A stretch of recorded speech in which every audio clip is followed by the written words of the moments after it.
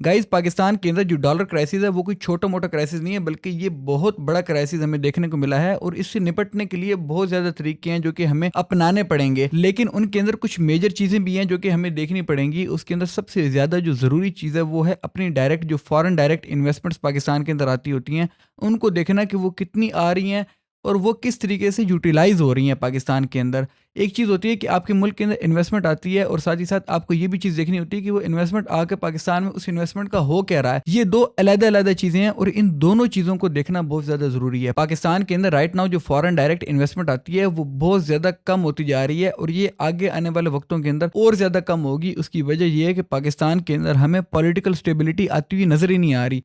Political stability का बहुत बड़ा जो ताल्लुक होता है वो डायरेक्टली आपकी डायरेक्ट इन्वेस्टमेंट्स के साथ होता है। जो पाकिस्तान के अंदर बाहर से लोग पैसा लाकर इन्वेस्ट कर रहे होते हैं, वो ये चीज़ लाजमी देखते हैं। सबसे पहले देखते ही ये चीज़ें कि पाकिस्तान के अंदर पॉलिटिकल स्टेबिलिटी है या नहीं है। अब यहाँ पर और भी बहुत ज़्यादा चीज़ें मैटर करती हैं, बट मेजरली जो है पॉलिटिकल स्टेबिलिटी बहुत ज़्यादा मैटर करती है। साथ ही साथ फाइनेंशियल स्टेबिलिटी होती है। आपके मुल्क के अंदर एक हमवार किस्म का एनवायरनमेंट होता है कि भी आप ease of doing business provide कर रहे हैं या नहीं प्रोवाइड कर रहे हैं। आपकी पॉलिसीज़ कैसी हैं, टैक्सेशन के हिसाब से आपकी कैसी पॉलिसीज़ हैं। क्या जो बंदा इन्वेस्ट करता है पाकिस्तान के अंदर उसको टैक्सेस के अंदर कोई छूट मिलती है, जिस तरीके से काफ़ी ज़्यादा मुल्क जो है अपने मुल्क के अंदर इन्वेस्टमेंट को अट्रैक्ट करने के लिए टैक्सेशन के अंदर छूट देते हैं, खास करके एक्सपोर्ट ओरिएंटेड जब आप अपनी एक इन्वेस्टमेंट करते हैं। मतलब कि पाकिस्तान के अंदर कोई फॉरेन डायरेक्ट इन्वेस्टमेंट आती है, वो पाकिस्तान के अंदर यूटिलाइज हो जाती है रियल एस्टेट सेक्टर के अंदर। प्रॉपर्टी के अंदर इन्वेस्ट होगी तो ज़ाहिर बात है कि वो अनप्रोडक्टिव इन्वेस्टमेंट होगी कि एक दफ़ा आ तो गई है, लेकिन वो आगे जाकर आपको मजीद प्रोडक्टिविटी नहीं प्रोवाइड करेगी। यहाँ पर एक और चीज़ होती है कि अगर वही इन्वेस्टमेंट पाकिस्तान के अंदर आए और पाकिस्तान के अंदर उससे कोई ऐसी इंडस्ट्री लगे जो कि बाहर के मुल्कों के अंदर सामान बना बना कर बेचना शुरू कर दे। और मैं यहाँ पर आपको एग्जाम्पल के तौर के ऊपर जो मोबाइल फ़ोन के असेंबलिंग प्लांट्स हैं उनके बारे में बता देता हूँ कि वो पाकिस्तान में जब लग रहे थे तो वहाँ पर उनका टारगेट ये भी बनता जा रहा था कि हम इस चीज़ को एक्सपोर्ट ओरिएंटेड भी करेंगे। मतलब कि पाकिस्तान के अंदर असेंबलिंग करके बाहर के मुल्कों के अंदर मोबाइल फ़ोन्स को एक्सपोर्ट भी करेंगे।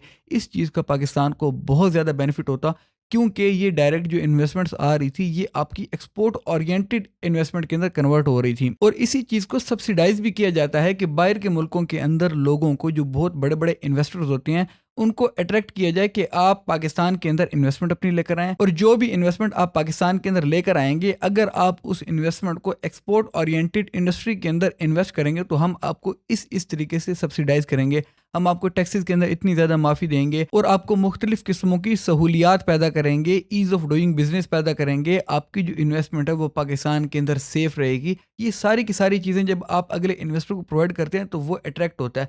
साथ ही साथ ये भी चीज़ है कि पाकिस्तान के अंदर लेबर बहुत ज़्यादा सस्ती है। आपको इस बात का पता होना चाहिए कि पाकिस्तान की जो लेबर है वो चाइना, इंडिया और इवन के बांग्लादेश से भी ज़्यादा सस्ती है। राइट नाउ पाकिस्तान के अंदर बहुत ज़्यादा चीप लेबर है, और ये चीज़ बहुत ज़्यादा अट्रैक्ट करती है उन इन्वेस्टर्स को जो कि इंडस्ट्रीज़ ओरिएंटेड अपनी इन्वेस्टमेंट्स करते होते हैं। मुकम्मल तौर के ऊपर इंडस्ट्रीज फैक्ट्रियाँ वगैरह लगाते हैं और फैक्ट्रियाँ वगैरह को बहुत ज़्यादा एक ऊपर के लेवल के ऊपर एक स्केल अप करते होते हैं। वो बहुत ज़्यादा देखते होते हैं कि ऐसी जगह हमें मिले जहाँ पर हमें सस्ती लेबर देखने को मिले और साथ ही साथ हमें सस्ती इलेक्ट्रिसिटी, सस्ती पावर देखने को मिले। पाकिस्तान के अंदर जो बिजली बनती है उसकी जो एक कॉस्ट आती है हमें जनरेशन की, पावर जनरेशन की जो कॉस्ट है वो वाकई में पाकिस्तान के अंदर बहुत ज़्यादा कम है, लेकिन पाकिस्तान के अंदर बिजली बहुत ज़्यादा महंगी है। उसकी वजह यह है कि हमारे जो इलेक्ट्रिसिटी का सेक्टर है ये मुकम्मल तौर के ऊपर लॉसेस के अंदर जा रहा है, और हमें इसके अंदर भी सब्सिडाइजेशन करनी पड़ती है। यहाँ पर एक और भी चीज़ ये है कि सब्सिडीज़ हम किसको प्रोवाइड कर रहे हैं। आखिर एक नॉन प्रोडक्टिव बिजनेस को हम प्रोवाइड कर रहे हैं या एक प्रोडक्टिव बिजनेस को प्रोवाइड कर रहे हैं।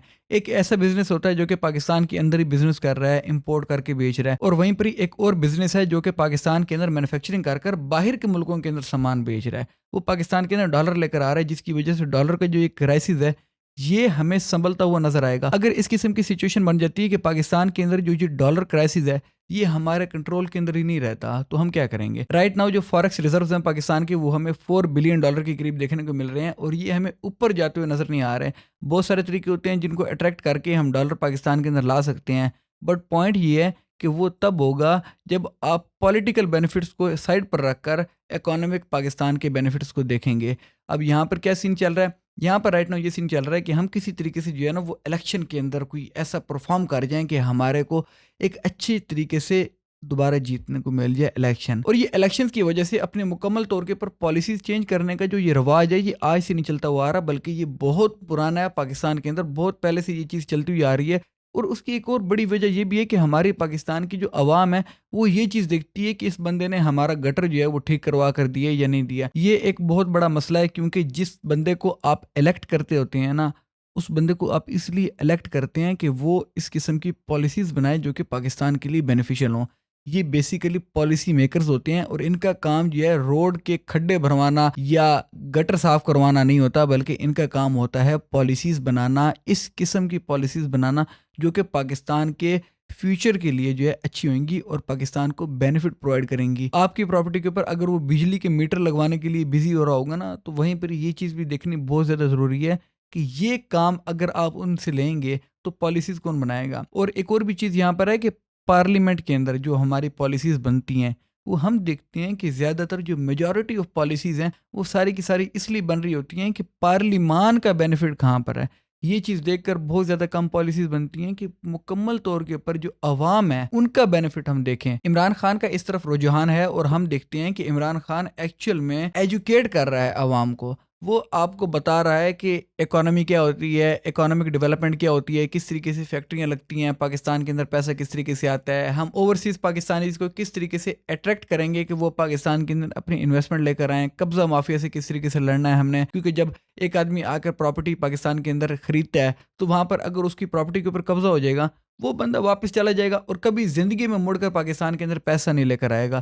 یہ ایک بہت بڑی پرابلم ہے پاکستان کی. یہ ساری کی ساری چیزوں کو ٹیکل کرنے کے بارے میں جو بندہ بات کرتا ہے اس کی بات کو سننا معنی رکھتا ہے، اور اس چیز کو لے کر چلنا وہ اس سے بھی زیادہ ضروری ہوتا ہے. خالی باتیں کرنے سے کچھ بھی نہیں ہوتا جب تک ہم اس پالیسی کے اوپر امپلیمنٹیشن نہ کریں. Well that's all for it though. اللہ حافظ. Take care your self.